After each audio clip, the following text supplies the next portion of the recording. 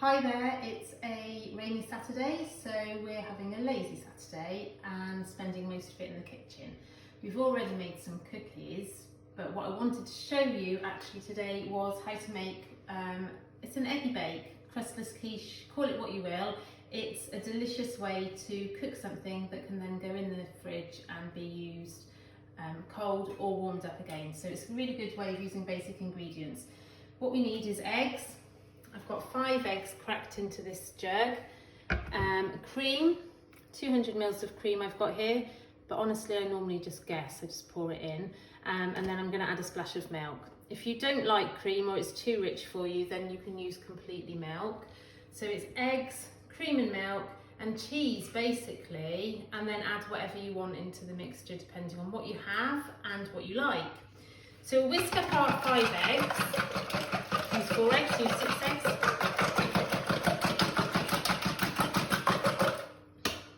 And into that mix we put our cream, makes it really nice and rich and really super filling actually as well, because of the fat content, it really does fill you up.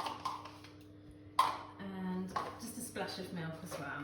Like I say, you can use half and half, you can just use milk if you want to, entirely up to you. And then seasoning with some black pepper, probably realising that we quite like pepper in this house. No salt, I'm not putting salt in this one because my choice of flavour today is bacon, which is already quite salty. So this is it, this is a basic quiche mixture, but like I say, we're not using any pastry, we're just going to use the eggy mixture. So it goes into a dish for the oven with whatever you want in there. So like I say, I've got some cold cooked chicken, so I'm going to use that. Now I was thinking, I've never done this recipe before, these ingredients before, but I really love bacon, eggs and avocado for breakfast, so I'm experimenting today. I've never cooked with avocado before, so avocado's going in here,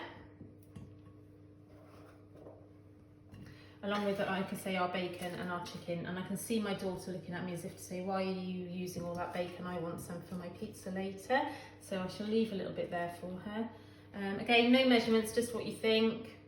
And then into our eggy mixture is going some grated cheese. This is just normal cheddar cheese. And again, no measurements, I've no idea, just guess. Mix that in, pour it over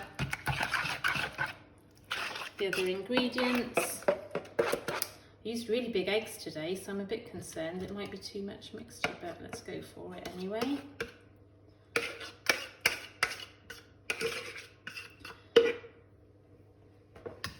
Just give it a little bit of a mix. And then I'm going to pop it into the oven. So the oven's been preheated to 180 degrees. Cook everything pretty much at 180 degrees here.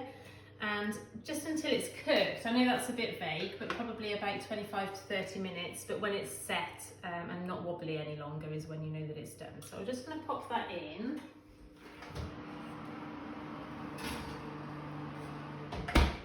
Okay, and then I just wanted to give you a couple of ideas. Some of the other favourites that I've put in there before, roasted butternut squash is one of my absolute favourites. Cut it into little cubes, pop it in the oven to roast it, and then when it's cooled down, that goes really delicious in the quiche mixture with some feta cheese, maybe a little bit of spinach.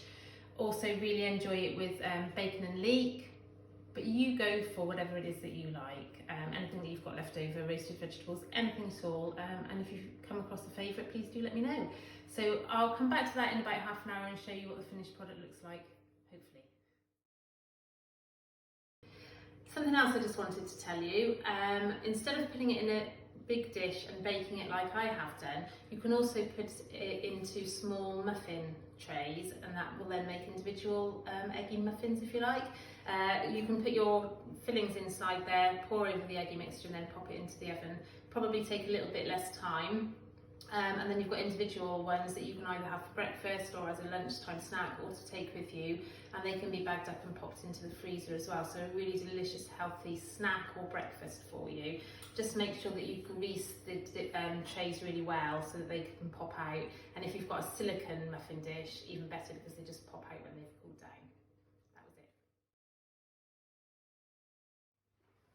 going to get this beauty out of the oven now. Here we go. Oh, perfect. So you can see it's not wobbling, the whole thing's set, and that will be delicious as it is now, nice and warm, served with some salad and coleslaw is my favourite way, or equally delicious cold and popped into the fridge as leftovers. Enjoy.